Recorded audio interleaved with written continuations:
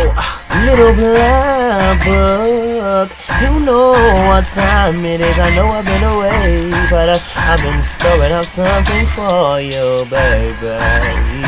You know I've always got a song for you. Done. No. Are you mad? Are you mad? Are you lean? Agege. Before we start, click on that like, click on that share, and let's get this popping. Let's get this moving. Listen, so I've got some controversial talks I'm going to talk about today. Okay, it's going to get peak. The first question I have to ask myself is, what is black? Because actually, if we're going by color, there is a lot of people who are black but not black. If you get what I'm saying, we call them coconuts, we call them Maltesers, we call them bounties. And the reason why we call them bounties is because culturally they're not black. And what that means is, socialistically, in an environment that we live in, let's say a black environment, let's say like London, let's say, okay, there's a certain characteristic and a certain behavioral trait that we attribute to being black. For instance, a lot of us are from the second wave of migrants. So basically, our parents have come from either Africa or Caribbean, okay? And when they've come over, they've settled, and they've got kids who are now us.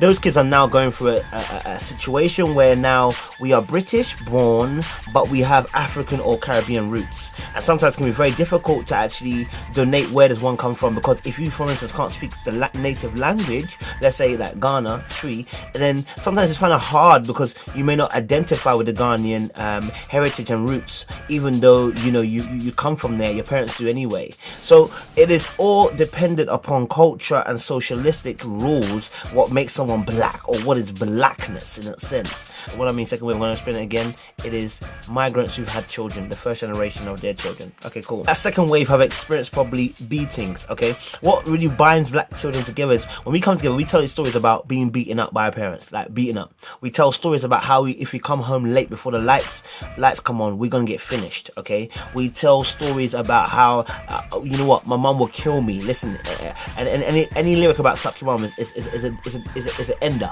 You know what I mean? Because we come from that generation, we come from that particular environment, and that's what creates our kind of blackness. We make jokes about Africans, we make jokes about Caribbeans. We joke about a time where Africans wanted to be Caribbeans, and now Caribbeans are trying to find out who their roots are, and they want to go back to Africa. We are in that dispensation of time where we're looking at those particular factors that make us black. You know what I mean? And we characterize what is black by stereotypes. For instance, when you talk about a joke, when black people joke, why is it that when we crack a joke and it's too funny, everybody goes in different directions? We start running. Why? Because it's funny, and that's how black people are. And it's a black trait in a sense. You know what I mean? Or we can define blackness in that particular shard of action. And so when people don't correlate to that particular action, we almost say to them they're not black, or they're black with a white inside. And anybody who identifies with white culture or white stereotypical actions, we don't consider you to be black, even though you got black skin. So sometimes the way we even talk, one changes the voice and brings about a more sophisticated way of speaking. One will say the Queen's English, and when they bring that, and somebody will say to you, that's not black. Because some of the words that we use, somebody would say that's colloquial. We have slang terms. We have terms which are specific to our race. And so when you don't use specific words and you're using the very large words, you're using big words to describe what you're talking about. You just instantly become isolated. You're not black anymore, So you have to kind of think of it like, even the way I speak, someone will go to me like, yo, where are you from? You know what I mean? Like, because at the end of the day, a lot of times when we're defining what blackness is, we actually define it by London. I'm going to be real with you. It's because London is a hub of UK. It is a central part of UK. So it dictates a lot of things. You're constantly breaking down what blackness is. It is something that can't actually be described because it shifts with the social. It shifts with what is current. It shifts with the affairs of time.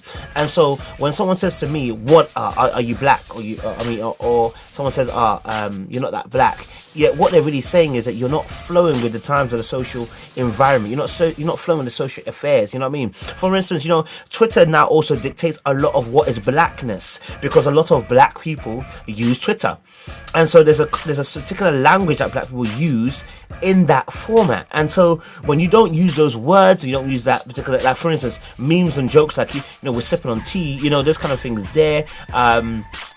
There are certain memes that go on, certain funny jokes that run amongst social media that defines again our blackness.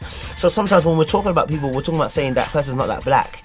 What we really mean to say is that person's not really in the social environment. They're behaving different from what the consensus of what black is, and it doesn't conform to what we know as being black.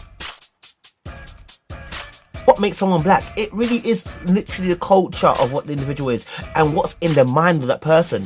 Whatever is in the mind of that person makes them be black. Now, if we keep black as just being a skin tone, it's too simplistic, and then that's how we get racism. Someone says you're a nigger, and I realized, and do you know what? There was a time when someone called me a nigger, and I reacted. And actually, when I thought about it after, I thought, but why did I react? Because really and truly, yeah, he called me a nigger, but I wasn't in those times. So why is it triggering me? And again, I'm using the word trigger. Again, that's a socialistic word, which we would say that as black people, we should know these kind of words because that's blackness. Unfortunately, blackness isn't confined solely just to the norm or the social constructs of being the popular consensus. But it does shape and does take a huge gravity in terms of what we call blackness, and even as an individual, because as a human being, you're trying to identify with a group. You're trying to have a belonging. And so what people tend to try and do is they try to go with the consensus of what being black is. Sometimes being black to some people in the hood is robbing people. Sometimes being black to some people is being a shotter, being a rob man. And the media also has a huge play in terms of what is blackness, because the intent behind the media is sometimes to demonize black people, especially black men. And so what they do is on the media front, they put black men robbing people, shanking people, killing people, and then they'll tell you that the black people are the worst. Well, being black can sometimes be dictated by social environment, social external, such as the media, and it shapes and forms our mind in terms of what being black is. For me, being black, what does it mean to be black for me? For me, it's just, being black for me is overcoming adversity. The one thing about black people is this: we are very creative and very resourceful. But the reason why we're like that is because we're in adversity. Anybody who is adverse will always try to come out of the austerity. For instance, Africa, you find that they haven't got money for a table tennis table. They haven't got money for a table tennis or tennis table. And what you see them do is that they'll create the table, create the bat, create the ball. How? Because the austerity, the adversity has forced them to think outwardly of what the social norm is. So they're not going to buy it. They haven't got the funds for it. They're going to make it.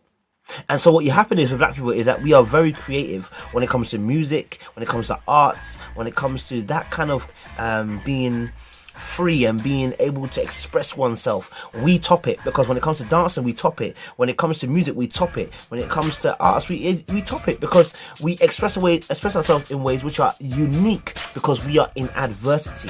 Because we are the one that's the minority. And so when you're in the minority, the way you express yourself comes through the inner being. It comes from a real place. And that also defines our blackness. You get me? So, yeah, this was just a little small vlog. I didn't want to go too deep. I just wanted to talk about my blackness, you know what I mean? Like, that's just the first little intro. What is blackness? Well, blackness really and truly is what you want it to be.